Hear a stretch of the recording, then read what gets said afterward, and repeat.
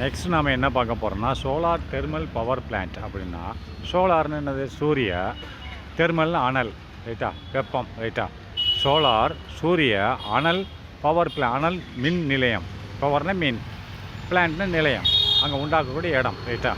அதாவது சோலார்னா சூரிய, அனல் மின் நிலையம். அதாவது தெர்மல்னா அனல், பவர்னா மின், பிளான்ட்னு நிலையம். அப்போ இதை பற்றி பார்க்கலாம்.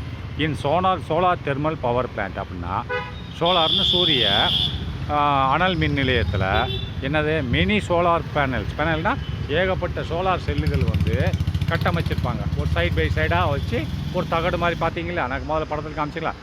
அதான் பேனல்ன்ற தகடுன்னு அர்த்தம். சோலார் தகடு, ரைட்டா? சோலார் தெர்மல் பவர் பிளான்ட் அப்படின்னா சோலார் சூரிய வெப்ப அனல் மின் நிலையத்தில் என்ன பண்ணியிருப்பாங்கன்னு சொன்னால் மெனி சோலார் பிளானல்ஸ் அப்படின்னா சோலார் தகடுகள், பல சோலார் தகடுகள் ஆர் யூஸ்டு உபயோகப்படுத்தப்படுகின்றன. எதற்கு? டு கான்சன்ட்ரேட், குவிக்க வேண்டி. இப்போ நம்ம கான்வெக்ஸ் லென்ஸ் யூஸ் பண்ணியிருக்கோம் இல்லையா? அது ஒளியில் ஒரே இடத்துல குவிக்கும், ரைட்டா? அப்போ இந்த தகடுகளை, பல தகடுகளை யூஸ் பண்ணியிருப்பாங்க, சோலார் தகடுகளை. எதற்காக வேண்டி? டு கான்சன்ட்ரேட்னா குவிக்க. எதை? சன்ரைஸ் சூரிய கதிர்களை இந்த தகடுகள் ஒரு இடத்துல குவிக்கும்.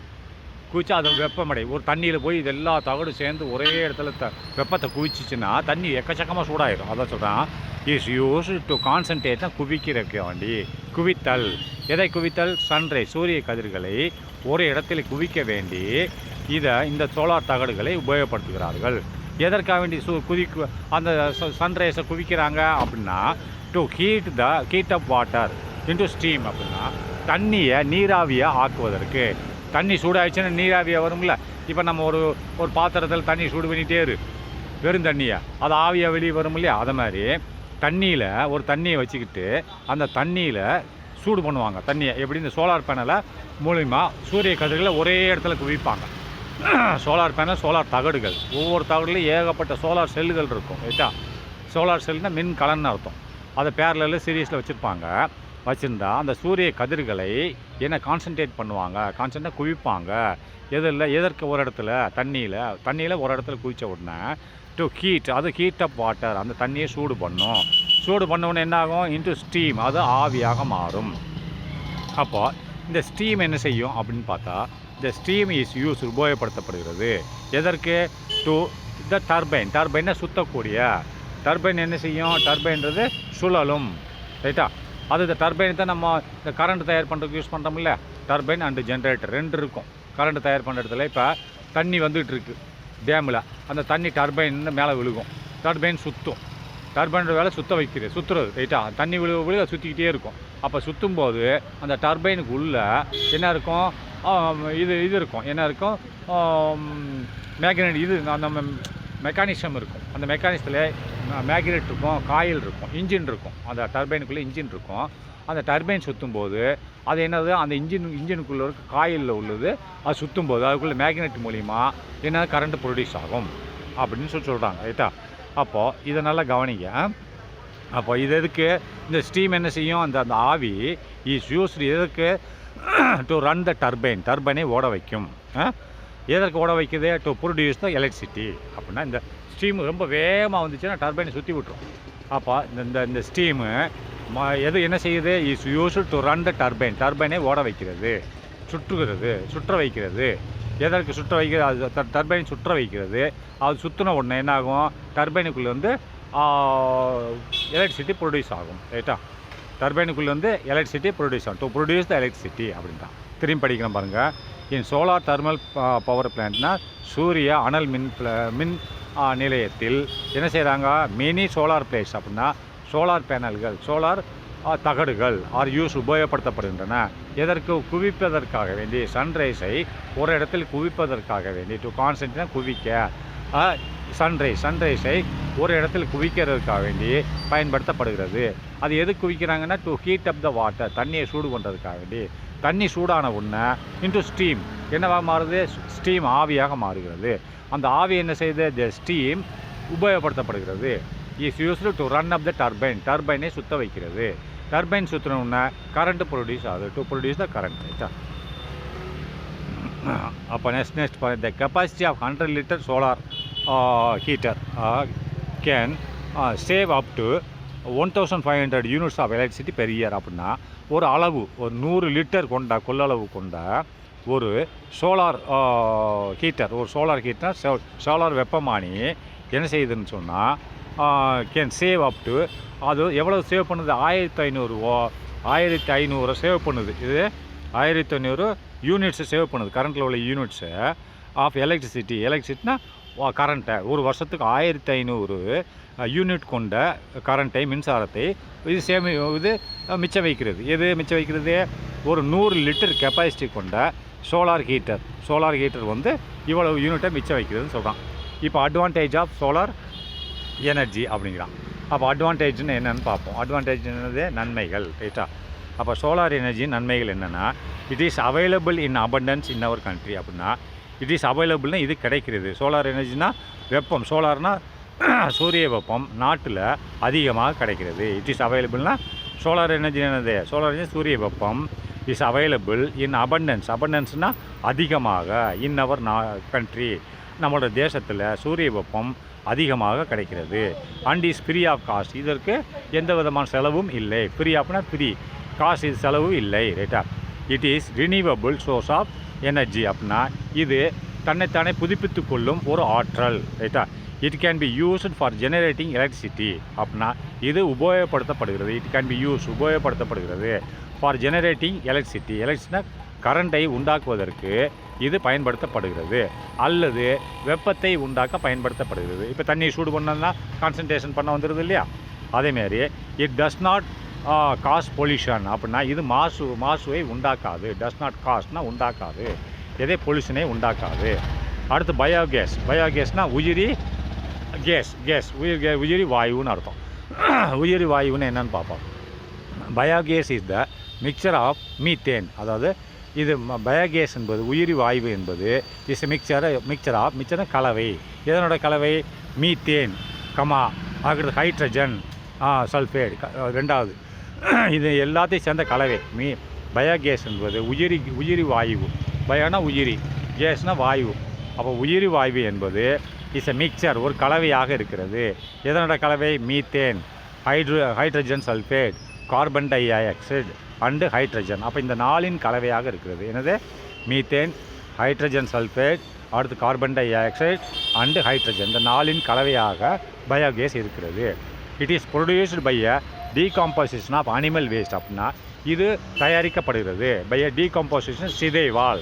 எதனோட சிதைவால்? அனிமல் வேஸ்ட்னா மிருகங்களின் வேஸ்ட் கழிவுகளால் இவை தயாரிக்கப்படுகின்றன. அப்போ மிருகங்களின் கழிவுகள் என்ன? சாணம். அது சாணம் போடுது இல்லையா? அதுலேருந்து தயாரிக்கலாம். அது ஃபீசல் கேஸ் வந்து ஃபீல்ன்றது என்னது? உள்ளே புதைக்கப்பட்ட இந்த அனிமல்கள் எல்லாம் பூமியில் புதைச்சா அதிலிருந்து வர்றதா ஃபீசல் ஃபீல் என்னது? நிலக்கரி, பெட்ரோலியம், இதெல்லாம் ஆனது ஃபீசல் ஃபீல். ரைட்டா? இல்லை நிலக்கரி, பெட்ரோலியம். இது பயோகேஸ் என்பது சாணம், மக்கிய பொருட்கள், மக்கிய செடி கொடிகள் இதெல்லாம் பூமிக்குள்ளே போட்டு புதைச்சிட்டு இது மூலிமா பயோகேஸ் தயார் பண்ணுவாங்க. அது இட் இஸ் ப்ரொடியூஸ் உண்டாக்கப்படுகிறது பை டீகாம்போசிஷன் சிதைவு ஆஃப் அனிமல் வேஸ்ட், மிருகங்களின் வேஸ்ட் கழிவுகளால் இது உண்டாக்கப்படுகிறது. பிராக்கெட்டில் கவ் டங்க்குன்னு போட்டிருக்கான். கவ்னா சாணம். ரைட்டா? பசுமாட்டோட கவ்வுன்னு பசுமாட்டு சாணம் இதெல்லாம் உண்டாக்கப்படுகிறது. அண்டு பிளான்ட் வேஸ்டேஜஸ் அப்படின்னா ஒன்று மாட்டு சாணத்தில் உண்டாக்கப்படுகிறது. அண்டு அதான் அனிமல் வேஸ்ட்ன்றது மாட்டு சாணம். அண்டு பிளான்ட் வேஸ்ட்னா தாவரங்களில் இலை செடி கொடிகளில் கீழே உதிருது இல்லையா? அதுலேயும் உண்டாக்கப்படுகிறது. இந்த ஆப்ஷன்ஸ் ஆஃப் ஆக்சிஜன், இந்த ஆப்ஷன் அதில் ஆக்சிஜன் இருக்கக்கூடாது. பூமிக்குள்ளே புதைச்சி அது மூலியமாக உண்டாக்கணும். அந்த டீகம்போசிஷன் பண்ணும்போது ஆக்சிஜன் இங்கேயும் இருக்கக்கூடாது, அங்கேயும் இருக்கும். ஃபோசில் ஃபீல்டில் ஆக்சிஜன் இருக்காது. ரைட்டா? இந்த ஆப்ஷன்ஸ் ஆஃப் ஆக்சிஜன் இல்லாமல், அப்போ ஆக்சிஜன் இல்லாமல் தான் இது உண்டாக்கணும், டீகம்போசிஷன் பண்ணணும். ரைட்டா? It is also commonly called as gobar gas. இதை நாம் பொதுவாக எவ்வாறு அழைக்கிறோம் அப்படின்னா கோபர் கேஸ் என்று அழைக்கிறோம். சின்ஸ் த ஸ்டார்டிங் மெட்டீரியல் அப்படின்னா யூஸ்டு இன் கவ் டங் அப்படின்னா இது ஏன் கோபர் கேஸ்? கோபர்னு என்னது? சாணம்னு அர்த்தம். கோபர்னா டங்குன்னு இங்கிலீஷ் சொல்லுவான், ஹிந்தியில் சாணம்னு சொல்லுவான். ரைட்டா? அதான் கோபர்னு அர்த்தம், மாடு சாணம். அதை சின்ஸ் ஏன் இதை கோபர் கேஸ் என்று அழைக்கிறோம் என்றால் ஏனென்றால் ஸ்டார்டிங் மெட்டீரியல், அப்போ இதில் ஆரம்பத்தில் பயன்படுத்துகிற பொருள் used as a cow dung அப்படின்னா கவ் டங்குனா பசுமாட்டு சாணத்தை தான் நம்ம உபயோகப்படுத்துறதுனால இதை கோபர் கேஸ் என்று சொல்லுகிறோம். விச் மீன்ஸ் கோபர்னு என்னது, விச் மீன்ஸ் அதோட அர்த்தம் என்ன, கோபர் அர்த்தம் என்னென்னா ஹிந்தியில் கோபர்னு அர்த்தம். கோபர்னா பசுமாட்டு சாணம்னு அர்த்தம். டங்க்குன்றதுக்கு அர்த்தம் ஹிந்தியில் நல்லா பார்த்துக்கோங்க. கோபர் கேஸ் சின்ஸ் ஏனென்றால் இதே கோபர் கேஸ்ன்னு சொல்லுகிறோம் என்றால், சின்ஸ் த ஸ்டார்டிங் மெட்டீரியல் ஆரம்பத்தில் நம்ம உபயோகப்படுத்துகிற மெட்டீரியல் பொருள் என்னவென்றால் இந்த gobar is use S A கவு டங்க்னா பசுமாட்டு சாணத்தை தான் உபயோகப்படுத்துகிறோம். அந்த பசுமாட்டு சாணத்தை எவ்வாறு அழைக்கிறோம், விச் மீன்ஸ் அது குறிக்கப்படுகிறது. விச் மீன்ஸ் எவ்வாறாக கோபர் என்று குறிக்கப்படுகிறது. இன் ஹிந்தி பாஷையில் கோபர் என்று குறிக்கிறார்கள். யூஸ் ஆஃப் பயோகேஸ் இதனோட பயன்கள் என்ன, it is use S a fuel for cooking அப்படின்னா இது சமைப்பதற்கு எரிபொருளாக பயன்படுகிறது. இட் இஸ் யூஸ்னா உபயோகப்படுத்தப்படுகிறது. அஸ் எ ஃபீல்னா எரிபொருளாக ஃபார் குக்கிங் அப்படின்னா. It is used to run Motors அப்படின்னா மோட்டார்கள் பயன்படுவதற்கு, மோட்டார்கள் ஓடுவதற்கு இது பயன்படுகிறது. வீட்டில் மோட்டார் போடுறோம் இல்லையா, அந்த மோட்டார் ஓடுவதற்கு மோட்டாரை இயக்குவதற்கு இது மோட்டார் இயங்குவதற்கு ரன்னை இயங்குவதற்கு இது பயன்படுகிறது. அண்டு பம்பு செட்னாலும் அதுதான் பெருசு, மோட்டாரோட பெருசு ரைட்டா. பம்பு செட்டுகள்னால் அது பம்பு செட்டு இயங்குவதற்கு பயன்படுகிறது. It is used to generate electricity இதை பயன்படுத்தி நாம் மின்சாரத்தை தயார் பண்ணலாம் அப்படின்டா. அப்போ அட்வான்டேஜ் ஆஃப் கோபர் கேஸஸ் ரைட்டா. இதனோட நன்மைகள் என்ன அப்படின்னு பார்ப்போம்.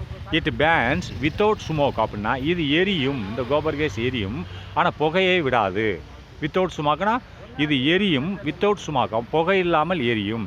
And therefore causes less pollution ஆகவே இது கம்மியான மாசுவை உண்டாக்கும், அதிகமான மாசு இல்லை. ஆனால் எக்ஸலண்ட் வே நல்ல ஒரு வழி to get rid of organic waste like அப்படின்னா bio waste and sewage material. இதன் மூலியமாக இது ஒரு நல்ல வழி. எதற்கு, இந்த பயோ வேஸ்ட்னா உயிரி வேஸ்ட்னு என்னது, வேஸ்ட் பண்ணுறோம் இல்லையா, அந்த உயிர் வேஸ்ட் சாணம் இதெல்லாம் வேஸ்ட்டை போகிறத வச்சு நம்ம ஒரு நல்ல வழியாக பயன்படுத்தலாம்ன்றான். எக்ஸாம்பிள் வேணும் நல்ல வழி டு கெட் ரிட் ஆஃப் ஆர்கானிக்னா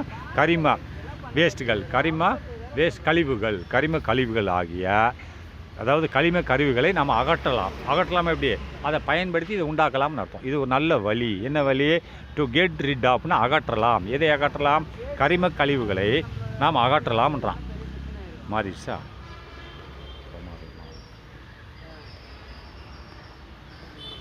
இந்த கரிம கழிவுகளை நாம் அகற்றலாம். இட் இஸ் நல்ல வழி டு கெட் ரிட் அகற்றலாம். எப்படி, ஆஃப் ஆர்கானிக் கரிம கழிவுகள் லைக் என்ன, உதாரணமாக பயோ வேஸ்ட்னா உயிரி வேஸ்ட், அதாவது சாணம் கீனம் இதெல்லாம் உயிரி வேஸ்ட். அண்டு சூவேஜ் மெட்டீரியல்னால் நம்ம அந்த சாக்கடை இதெல்லாம் வருது இல்லையா, கழிவு தண்ணி வீட்டிலேருந்து போகிறோம் இல்லையா, கழிவு தண்ணி கழிவுப் பொருட்கள் இதெல்லாம் வச்சு நம்ம என்ன பண்ணலாம், பயோகேஸை உண்டாக்கலாம் அப்படின்றான். அதுக்கடுத்து next left over slurry is a good manure அப்படின்றான். அப்போ லெஃப்ட் ஓவர் சுழரின்னு அது நல்ல ஒரு வழின்றான்.